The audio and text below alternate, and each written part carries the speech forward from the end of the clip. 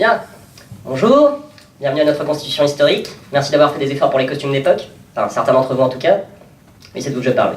Alors, nous reprenons notre cours sur la décade ayant suivi le bug de l'an 2000. Notamment aujourd'hui, nous allons nous intéresser plus particulièrement à la période 2007-2012. 2007-2012, quelqu'un? Premier quinquennat Sarkozy. Le père, hein. Attention, je ne veux pas voir d'anachronisme. Nicolas Sarkozy dit le pieux. Pourquoi le pieux? À cause de son grand respect pour l'économie. Ah, bon alors, l'économie. Quelqu'un sait? Oui, mademoiselle? C'est pas une sorte de chef de dieu du panthéon occidental? Si, c'est à peu près ça. Concrètement, c'est le patriarche du panthéon de l'époque. Alors, d'un point de vue théologique, c'est un dieu impénétrable, mais globalement plutôt bienveillant. Notez-le tout ça, ce que je vous dis. Économie. E-C-O-N-O-M-I-E. C'est important pour comprendre les mentalités de connaître ce culte-là. Vous vous renseignerez. Alors, suite au bug de l'an 2000, le début du XXIe siècle va notamment l'émergence de la grande religion que vous connaissez tous avec la venue du Messie, Chuck Norris. Non, on ne rigole pas, je vous rappelle que l'existence de Chuck Norris est parfaitement avérée.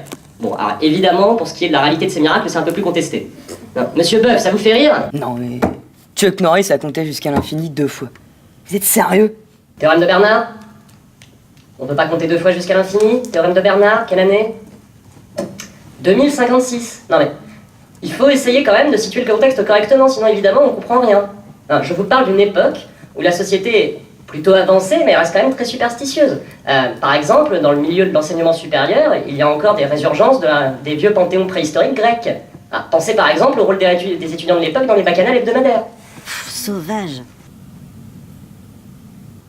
Merci, monsieur Delorme. Non, bon, écoutez, je pense que c'est très important de ne pas sous-estimer l'importance de la fonction sociale de ce genre de culte dans les sociétés antiques. On parle de gens qui ont besoin d'être canalisés.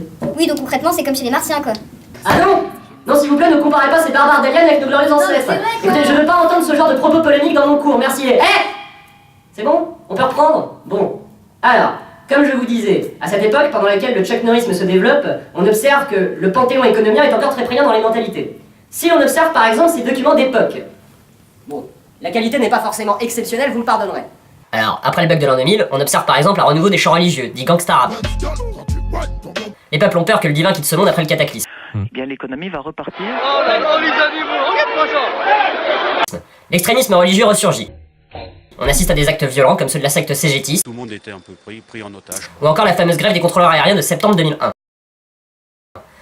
Ce fragment-là, on sait pas encore ce que c'est.